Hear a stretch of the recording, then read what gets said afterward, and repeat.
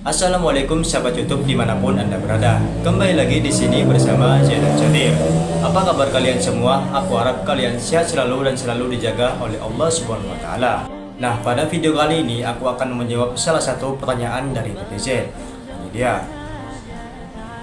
Ya, kenapa Allah Subhanahu wa taala itu tidak terlihat atau kenapa Allah tidak terlihat? Sebenarnya pertanyaan ini sudah banyak ditanyakan ya guys. Kepada seorang ustadz atau kiai, kepada guru-guru gitu. Nah, mungkin yang bertanya ini kurang puas mengenai jawaban tersebut. Nah, di sini aku akan menjawab pertanyaan ini melalui dua hal, yaitu yang pertama riwayat kenabian yang sudah tercatat di dalam Al-Quran, dan yang kedua itu adalah menggunakan logika ilmiah. Jadi menurut aku kurang jika kita membahasnya secara agama, terutama agama Islam. Dalam riwayat-riwayat tersebut ada sebuah riwayat pertemuan Nabi dengan Allah, bahkan berdialog. Nah, sebelum aku menjawab pertanyaan ini, buat kalian yang belum subscribe YouTube aku, jangan lupa di subscribe dulu, dan yang suka dengan video ini jangan lupa di like dan di share video ini guys. Nah, seperti yang aku katakan tadi, aku akan menjawab pertanyaan ini dengan dua metode, yaitu metode yang pertama itu metode Islamiyah atau melalui riwayat-riwayat kenabian. Jadi dalam Al-Quran, dalam suatu riwayat pernah Nabi Musa itu berdialog dengan Allah ya, bertemu dengan Allah. Namun di sini apa kata Nabi Musa? Nabi Musa itu mengatakan kepada Allah, "Ya Allah, aku ingin melihat wajah Engkau. Aku ingin melihat Engkau secara langsung." Nah, kemudian apakah yang terjadi? Kemudian Allah SWT mengatakan lan taroni, yaitu engkau tidak akan sanggup melihatku. Tak hanya itu aja, kemudian Allah mengatakan kepada Nabi Musa alaihissalam, "Saksikanlah wahai Musa gunung yang berada di depan ini." Gunung yang dimaksud di sini merupakan Gunung Tursinai guys, yang bernama Gunung Tursinai. Jadi Gunung Tursinai ini gunung yang di sekitarnya itu banyak bebatuan guys. Jadi Allah mengatakan, "Lihatlah gunung ini. Jika aku menampakkan kepada gunung ini dan gunung ini tidak tidak hancur, maka engkau boleh melihat aku." Begitu kata Allah kepada Nabi Musa alaihissalam. Hingga apa yang terjadi? Hingga Allah pun membuka tabirnya. Pada saat itu Allah memperlihatkan dirinya di depan Gunung Tursinai tersebut. Hingga apa yang terjadi? Kemudian gunung tersebut pun hancur berhamburan guys. Dan yang membuat ketika itu membuat Nabi Musa alaihissalam jatuh pingsan.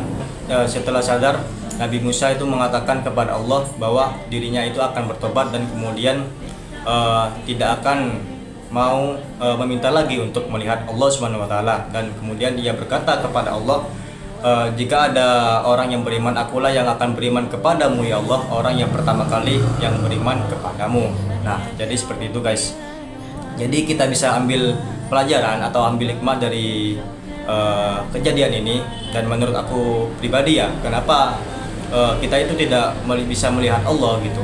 Jadi sekelas Nabi Musa aja itu tidak bisa guys, tidak bisa melihat Allah, apalagi kita gitu. Nah, kembali lagi ke yang tadi, Gunung Tursinai tersebut hancur guys, apalagi kita kan, apalagi kita makhluk Allah yang sekecil ini gitu. Gunung itu besar guys dibanding kita gitu. Nah, menurut aku di sini Allah itu, kenapa Allah tidak menampakkan dirinya kepada makhluknya gitu? Menurut aku pribadi ini adalah sebuah rahmat guys, rahmat dari Allah untuk kita gitu. Karena apa? Karena kalau kita melihat Allah, diperlihatkan kepada kita Allah itu seperti ini, seperti itu gitu, maka kita akan hancur guys, hancur berhamburan. Jadi seperti itu. Ini menurut aku salah satu bentuk kasih sayang Allah yang sangat besar kepada makhluknya. Kenapa ia itu tidak menampakkan kepada makhluknya, kepada kita, kepada hewan, tumbuhan dan sebagainya. Bahkan malaikat pun diriwayatkan itu masih belum melihat Allah guys. Ada sebagian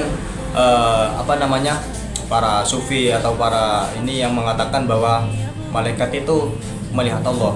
Tapi ketika ditelusuri lagi, ketika dilakukan diskusi dan segala macam, itu ternyata malaikat itu ternyata masih belum melihat dengan benar, melihat wujud asli dari Allah Subhanahu wa taala. Yang dia lihat hanyalah tabir yang terbuka, seperti halnya kejadian Nabi Musa ini.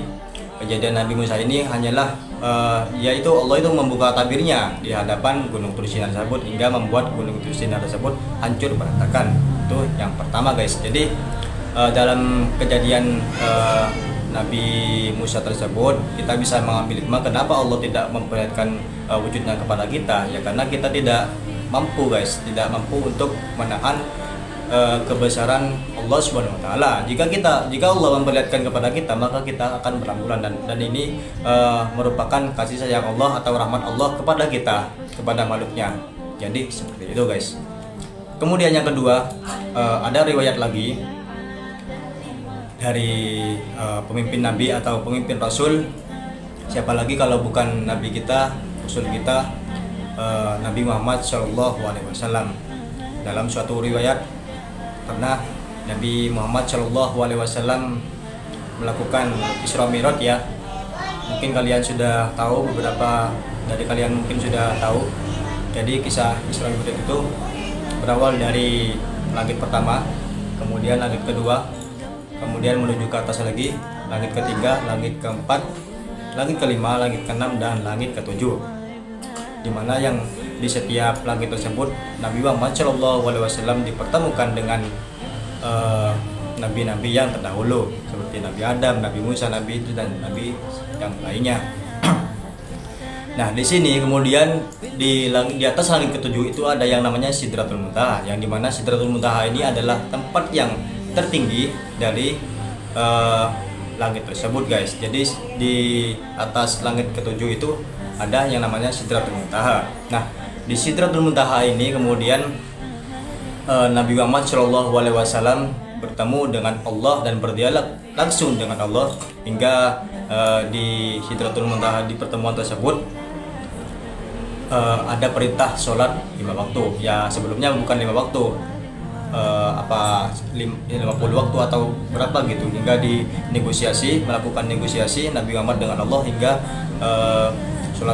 perintah sholat 5 waktu menjadi 5 waktu. Jadi gitu guys. Tapi kita akan membahas pertemuan ini ya, pertemuan Nabi Muhammad dengan Allah. Nah di sini di Sidratul Muntaha itu Nabi Muhammad SAW bertemu dengan Allah Subhanahu wa taala secara langsung, dan Allah itu menunjukkan wujudnya, tapi hanya membuka tabir guys, tabir. Sekali lagi Allah itu hanya membuka tabirnya, yang dimana pada saat Isra Mi'raj tersebut di Sidratul Muntaha Nabi Muhammad SAW diperlihatkan atau dibukakan tabirnya Allah yang berupa cahaya. Apa kata Nabi?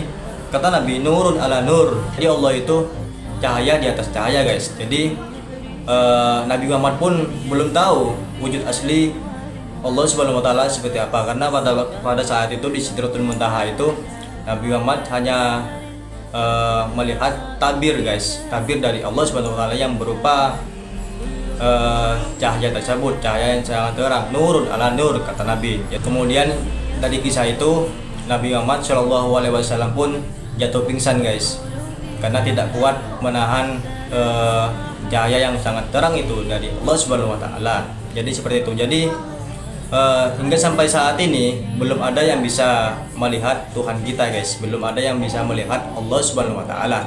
Jadi kalau ada yang merasa atau yang bilang atau yang mengatakan bahwasanya ada yang melihat Allah, itu didustakan aja guys, didustakan aja, jangan dipercaya, karena itu sudah pasti bohong guys, dan sudah pasti hoax, tidak benar gitu. Karena memang makhluk Allah itu tidak bakal bisa melihat Allah gitu, kecuali kelak ketika di surga. Nah ketika di surga kita nanti dipertemukan dengan Allah, dan Allah akan mendapatkan wujud aslinya di situ.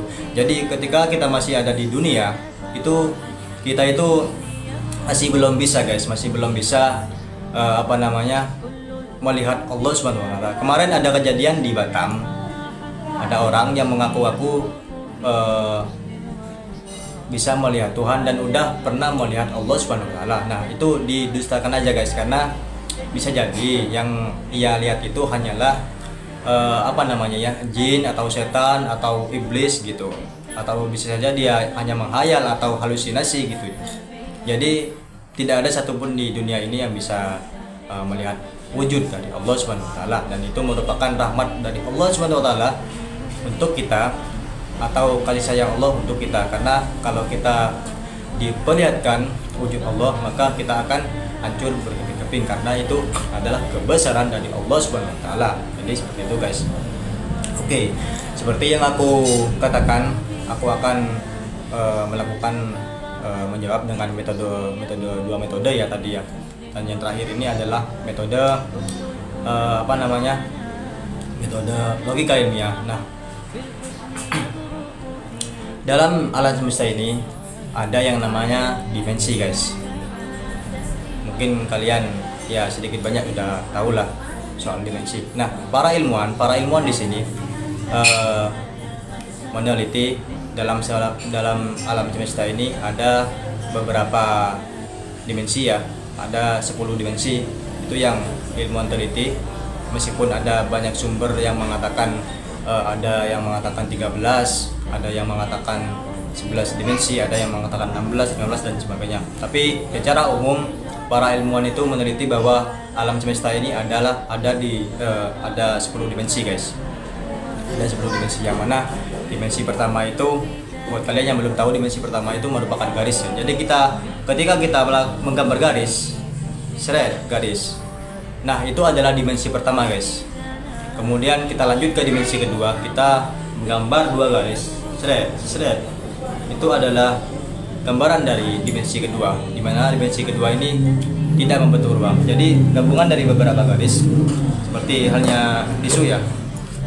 Nah, ini adalah wujud dari dimensi kedua guys. Jadi ini adalah dimensi kedua, di dalamnya tidak ada ruang.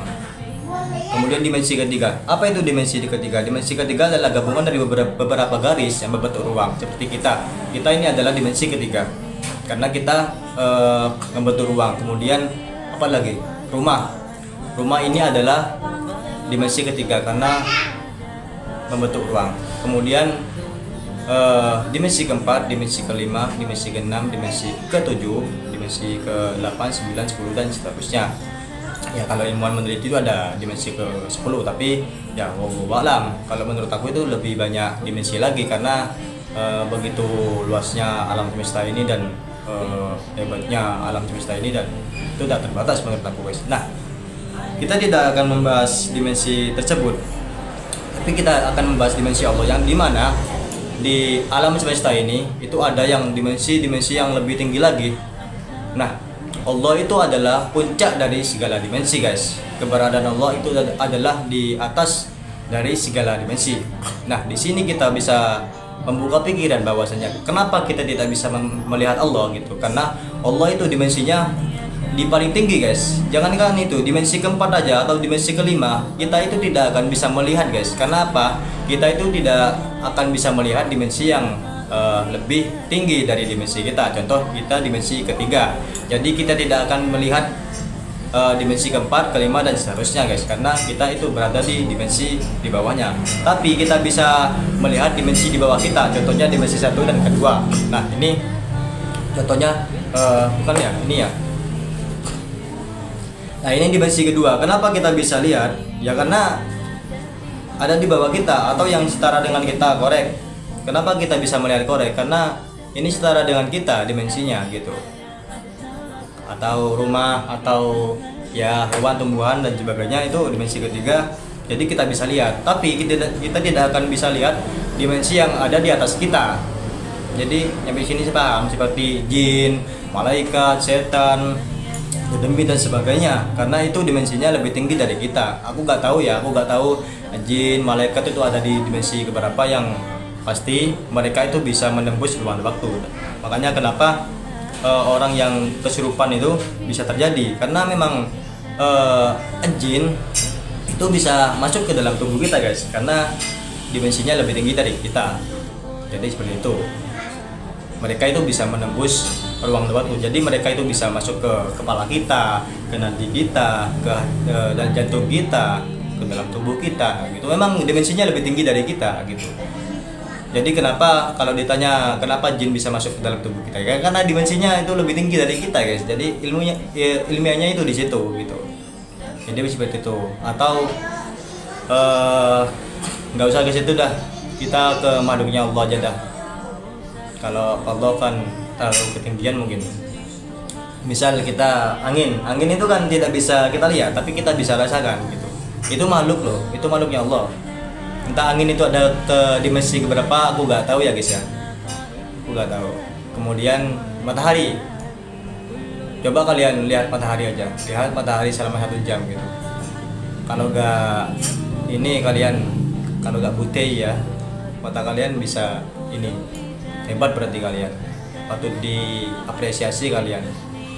Patut dipanggil oleh Bapak Prabowo jika kalian itu melihat matahari di siang hari dan mata kalian tidak buta, kalian itu bisa diapresiasi sama Bapak Prabowo guys. Kalian bisa diundang di istana. Jadi seperti itu. Nah, ini adalah makhluk. Bagaimana Allah, bagaimana kebesaran Allah, bagaimana keesaan Allah gitu. Allah itu berdiri sendiri guys. Yang Maha Qayyum. Yang Qayyum yang berdiri sendiri, yang tidak bergantung kepada orang lain, yang tidak dilahirkan dan sebagainya.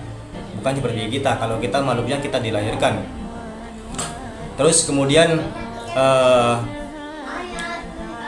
pernah ada yang bertanya, ini sekelas sekedar cerita. Pernah ada yang bertanya kepada Abu Nawas. Dia itu bertanya, dari mana Allah gitu. Bukannya segala sesuatu itu ada yang menciptakan atau ada asal usulnya gitu. Kemudian dengan mudahnya Abu Nawas itu menjawab, kalau kamu bertanya seperti itu, kamu sama halnya dengan bertanya angka 0 itu dari mana. Nah, itu sangat benar sekali guys. Itu sangat benar sekali logikanya seperti itu. Karena angka 0 itu tidak diawali dari angka lagi. Jadi seperti itu. Karena sama halnya dengan Allah, logikanya seperti itu. Allah ini tidak dilahirkan, yang Maha sendiri, yang Qayyum. Qayyum artinya berdiri sendiri, yang tidak membutuhkan orang lain, tidak pernah dilahirkan. Jadi mustahil. Sama halnya dengan 0, angka 0 itu dari mana gitu. Dari mana? Ya nggak bisa terjawab karena memang berdiri sendiri gitu. Jadi seperti itu guys. Jadi mungkin cukup sampai di sini. Mungkin hal ini bisa menjawab pertanyaan dari kalian ya. Aku yakin 100% kalian pasti udah mengerti dan beriman 100%. Yang tadinya imannya itu 50%, yang kemudian aku yakin tambah hingga 100%. Dan percayalah bahwa Allah itu ada dan Allah itu dimensinya ya tinggi dari segala dimensi ya. Karena itu Allah itu tidak terlihat guys. Jadi dan itu menunjukkan kebesaran Allah Subhanahu wa taala. Bayangkan semesta alam ini aja gede guys. Bagaimana Allah gitu. Itulah alasan kenapa kita tidak mampu melihat Allah Subhanahu wa taala gitu. Jadi itu adalah merupakan rahmat buat kita atau kasih sayang Allah buat kita. Jika kita melihat Allah maka kita akan hancur lebur guys. Jadi seperti itu. Yakinlah setiap kebaikan itu pasti dibalas kebaikan, dan setiap keburukan pasti dibalas keburukan. Dan itu tidak hanya dibalas di dunia aja tetapi di akhirat juga. Maka saran dari aku di sini, tetaplah berbuat kebaikan, jangan bosan-bosan berbuat kebaikan ya, karena setiap kebaikan pasti sekecil apapun kebaikan pasti dibalas kebaikan. Cukup sekian dari aku Zaidan Satir di sini. Sampai jumpa lagi di video berikutnya.